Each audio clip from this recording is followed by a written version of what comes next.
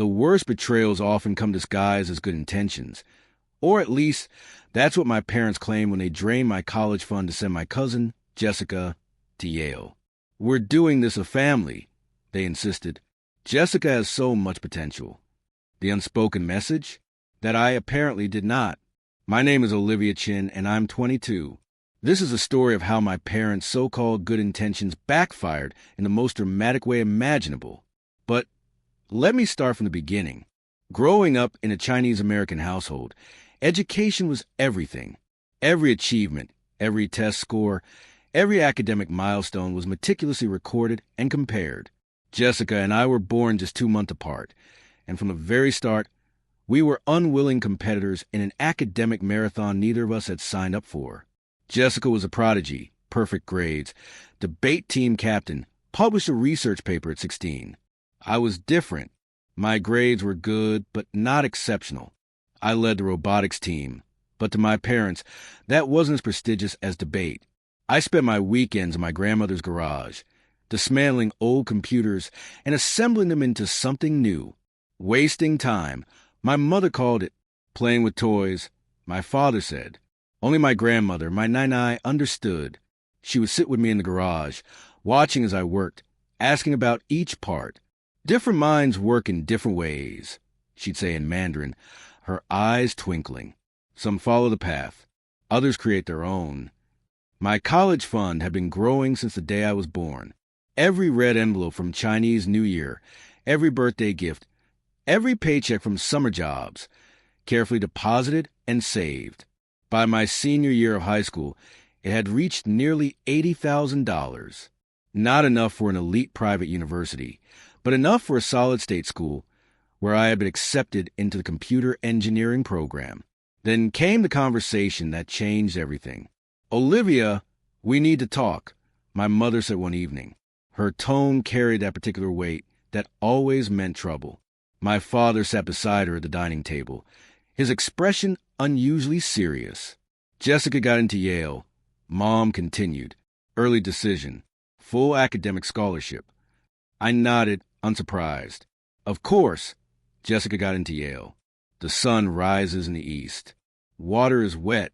Jessica gets into Yale. These were just facts of life. "But there's a problem," Dad added.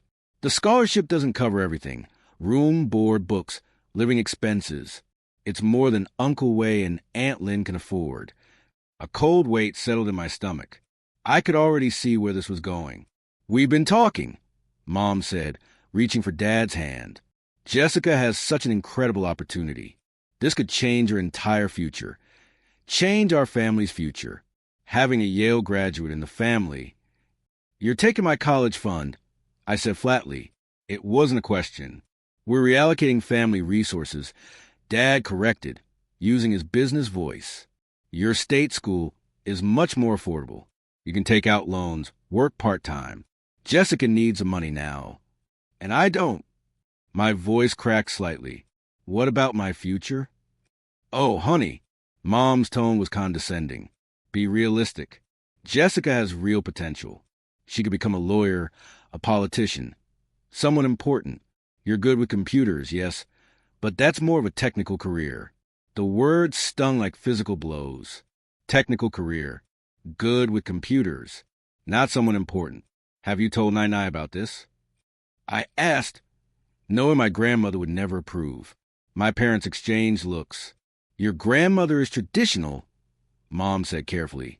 "She wouldn't understand modern opportunities. It's better not to worry her." That night, I lay in bed, staring at the ceiling, my phone lighting up with texts from Jessica. "OMG, Olivia, I just heard. Thank you so much. I promise I'll make the family proud." I didn't reply. What could I say? Congratulations on being worth more than me. Thanks for fulfilling the potential I apparently don't have. The next morning, I went to see Nai. Her house was my refuge, her garage my sanctuary. One look at my face, and she knew something was wrong. "Tell me," she said simply, placing a cup of oolong tea in front of me. So I did. I told her about Yale, about Jessica, about my vanished college fund, about being technical instead of important. She listened in silence, her face unreadable. When I finished, she stood up and walked to an old filing cabinet in the corner of her garage. From the bottom drawer, she pulled out a thick envelope. "Your parents," she said in Mandarin, "see only what they expect to see. They look at Jessica and see a path they understand. They look at you and see a mystery they cannot solve." She handed me the envelope. "Open this after I'm gone." "Not before." "Nai, what are you talking about? You're not going anywhere." She smiled, patting my cheek. "Everyone goes somewhere eventually. Little one, the key is preparing for the journey." I didn't know then that she had been keeping secrets of her own, big ones. The next few months passed in a blur of college preparations, Jessica's, not mine. Every family gathering became a tribute to her achievement. My niece got into Yale. My relatives would whisper reverently, "Full scholarship." They conveniently left out the part where my college fund had footed the bill. Without the money, even a state school was out of reach. I withdrew from the engineering program and enrolled in community college instead, taking night classes while working at a local computer repair shop during the day. My parents treated it as if this were the natural order of things. "See, this is more appropriate for your level," Mom said when I showed her my class schedule. The word appropriate had never sounded more like an insult. Jessica left for Yale in August. The family threw a lavish going-away party, complete with a professional photographer and catering. I spent most of it in Nai's garage, methodically dismantling an old server she had let me salvage. "You should be inside celebrating," my father said, finding me there. "This is a family achievement." I lifted my gaze from my work, a circuit board gripped in my hand, feeling numb. "Dad, this is Jessica's accomplishment and your decision." He opened his mouth to reply, but before he could, a piercing scream shattered the air. It wasn't the sound of joy. It was raw, frantic terror. We bolted inside to find Nana slumped in her favorite armchair. The paramedics arrived swiftly, their faces grim. They confirmed what I already feared. It was a massive stroke. She never regained consciousness. The funeral was a traditional Chinese ceremony, steeped in solemnity. Mountains of white flowers surrounded us, incense curling into the air like silent prayers. Jessica flew back from Yale to attend, ensuring everyone knew the exorbitant cost of her plane ticket and how many classes she had sacrificed. I stood quietly through it all, Nana's words about preparing for journeys echoing in my mind. In my pocket, her envelope felt impossibly heavy, burdened with unspoken secrets. 2 days later, the family convened at Mr. Wong's law office. He had been Nana's attorney for decades, handling everything from her immigration paperwork to her financial affairs. "Before we begin," Mr. Wong said, adjusting his laptop, "Mrs. Chin left specific instructions regarding how this meeting should proceed." My parents nodded impatiently. They had spent days speculating about Nana's estate, assuming most of it would be donated to charity. After all, she had always lived humbly, never displaying signs of wealth. "First," Mr. Wong continued, "we will watch a video Mrs. Chin recorded 6 months ago." The screen flickered to life. There was Nana, seated in her cluttered garage, surrounded by her collection of so-called junk. She gazed directly into the camera and, in perfect English, a revelation that left everyone stunned, began to speak. "My dear family," she said, her words fluid and deliberate, "I have some truths to share about who I really am and why I spent the last 40 years pretending to be a simple grandmother who doesn't understand modern ways." The room fell into a hushed silence as Nana continued speaking, her voice carrying a quiet authority we had never heard before. "For those who have only known me as a humble immigrant grandmother, this may come as a shock. Before I arrived in America, I was Dr. Chinli Wei, lead engineer and, eventually, Chief Technology Officer at Taiwan Semiconductor. I played a key role in developing the microprocessor architecture that would later revolutionize the computer industry. A collective gasp swept through the office. My mother clapped a hand over her mouth. Uncle Wei's phone slipped from his grasp. "I came to America in 1980, Nana went on.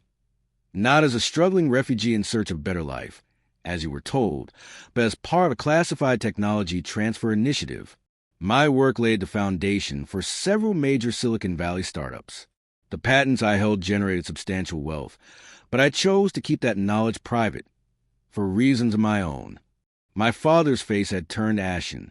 The very woman he had spent years dismissing as an old-fashioned relic had, in reality, been a pioneer in computer engineering. I maintained the image of a simple grandmother because I wanted to observe my family without the influence of wealth or status. Nana explained. I watched my children raise their own children, seeing the choices they made, choices that revealed their true values. The video image of Nana leaned forward slightly, her eyes sharp and unyielding.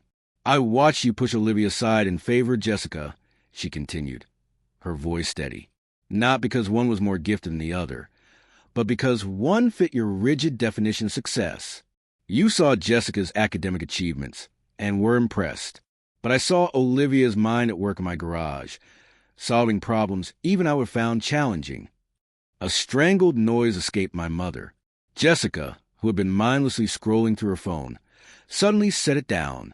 The computers Olivia rebuilt were not merely discarded machines, Nana revealed. They were tests, engineering puzzles disguised as broken electronics. Without formal training, relying purely on intuition and self-taught knowledge, she solved optimization challenges that would stump experienced engineers. Tears blurred my vision as I recalled those quiet afternoons in the garage. Nana watching, asking questions, nodding thoughtfully. She hadn't just been keeping me company. She had been assessing me. And so, Nana declared, I made my decision. The room held its breath. My estate, including my patents, investments, and total assets of approximately $47 million, will be distributed as follows. The room erupted into pandemonium. $47 million? Someone gasped. Uncle Wei let out a strangled noise and promptly fainted, slipping out his chair. Aunt Lynn frantically waved a legal document in his face in a futile attempt to revive him. Mr. Wong cleared his throat, cutting through the chaos. To my granddaughter, Jessica, Nana's voice continued.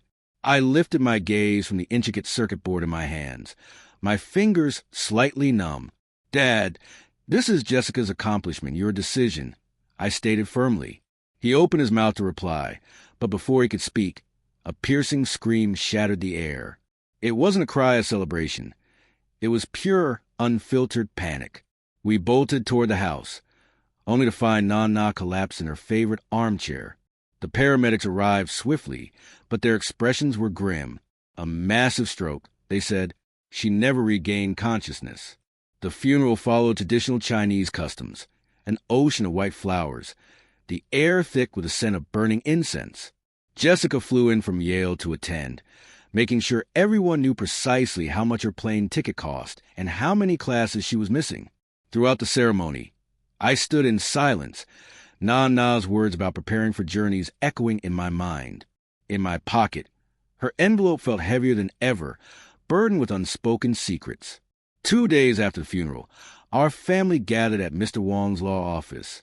He had been Nana's attorney for decades, handling everything from her immigration documents to her financial affairs.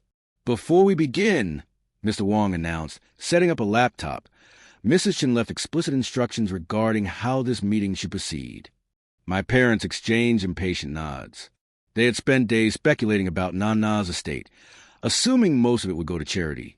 After all, she had never appeared to be wealthy.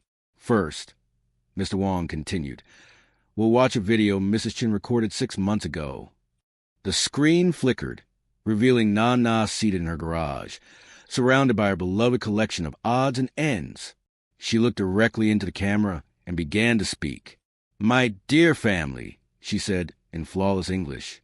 The room fell into stunned silence. Nana had only ever spoken Mandarin. I have some truths to share about who I really am and why I spent the last 40 years pretending to be nothing more than a simple grandmother who didn't understand modern ways. The tension in the room thickened as Nana's image on the screen continued, her voice steady and commanding in perfect English. Gone was the quiet, unassuming woman we had known. In her place was someone with authority, a presence none of us had ever witnessed before. For those who only knew me as an immigrant grandmother, This may come as a shock. Before coming to America, I was Dr. Chun-Li, lead engineer and, eventually, chief technology officer at Taiwan Semiconductor. I played a key role in developing the microprocessor architecture that would later revolutionize the computing industry. A collective gasp echoed through the room. My mother clutched her mouth. Uncle Wei's phone slipped from his grasp, and my father went ghostly pale. I didn't come to America in 1980 as a refugee seeking a better life, as you were told, she continued, her gaze unwavering. I was part of a classified technology transfer program. My research laid the foundation for multiple Silicon Valley startups. The patents I held generated significant wealth I deliberately kept private. My father's face was a study in disbelief. The woman he had dismissed as old-fashioned had, in reality, been a trailblazer in computer engineering. I maintained my role as a simple grandmother because I wanted to observe my family's choices without the influence of money or status. I watched my children raise their own children, and in doing so, I saw their true character. Nana's image leaned forward slightly, her eyes sharp. I watched as you favored Jessica over Olivia, not because Jessica was more gifted, but because she fit your rigid idea of success. You praised Jessica's academic triumphs. But I saw Olivia's mind at work, problem-solving in my garage, tackling challenges even I would have struggled with. A strangled sound escaped my mother's throat. Jessica, who had been discreetly texting under the table, slowly lowered her phone. The computers Olivia rebuilt weren't just old machines. They were tests. I designed engineering challenges disguised as broken electronics. Without formal education, relying solely on intuition and self-taught skills, Olivia solved optimization problems that would have stumped experienced engineers. Tears blurred my vision as I recalled those afternoons in the garage. Nana quietly watching as I worked. She hadn't just been keeping me company. She had been evaluating me. And so, Nana continued, I have made my decision. My estate, including my patents, investments, and total holdings of approximately $47 million, will be distributed as follows. Chaos erupted. $47 million, my uncle gasped before promptly fainting, sliding off his chair. Aunt Lynn fanned him frantically with a legal document. To my granddaughter Jessica, Nana's voice cut through the commotion. I leave $1 million in a restricted educational trust. This will cover any additional costs for undergraduate and graduate school, provided she maintains a minimum 3.5 GPA. The funds may only be used for verified educational expenses, monitored by the trustee. Jessica's expression crumpled. $1 million was a fortune. But she, like the rest of us, could tell there was far more, and she wasn't the one getting it. To my daughter and son-in-law, she continued, locking eyes with my parents, I leave $500,000. However, this sum will remain inaccessible until Olivia completes her education, compensation for the college fund you took from her. My mother opened her mouth to argue, but my father gripped her arm, shaking his head. They both looked utterly stunned. The remainder of my estate, including all patents, technological assets, and investment portfolios, I leave to my granddaughter, Olivia Chun. Not because she is more deserving than Jessica, but because she has exhibited the same passion for innovation that drove my own career.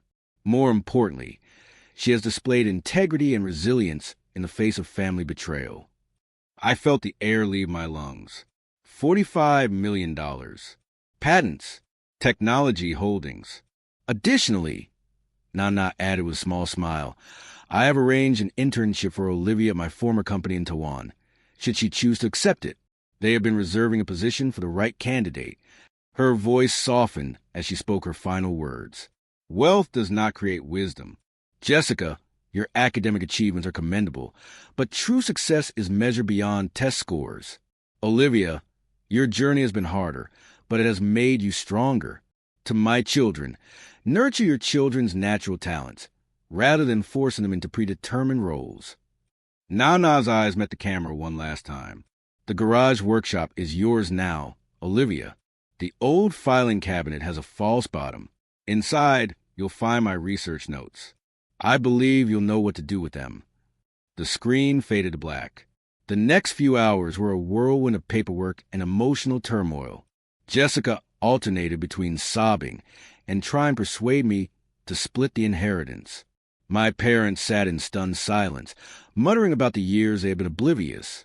Uncle Wei, fully recovered from his fainting spell, suggested that, as the eldest male, he should manage the estate. Aunt Lin readily agreed, citing family responsibility. Mr. Wong, as Nana's chosen executor, swiftly shut down any attempt to challenge or manipulate the will. That evening, I stood in the garage, my garage now. The false bottom in the filing cabinet slid open with ease, revealing decades of meticulously handwritten notebooks, circuit designs, optimization algorithms, innovation after innovation, carefully hidden for years. Among them, a letter addressed to me, "My dearest Olivia, by now you know who I truly am. I'm sorry for the deception, but I needed to see you thrive without the weight of my legacy. Your mind works like mine, seeing patterns others overlook, discovering solutions in unexpected places. The patents and technology in these pages are valuable, but the greatest treasure is your own potential. Don't let anyone define it for you. Not your parents, not society, not even me. All my love, Nana. P.S. Check the old server in the corner. You'll find it's not as broken as it seems." And so my story began.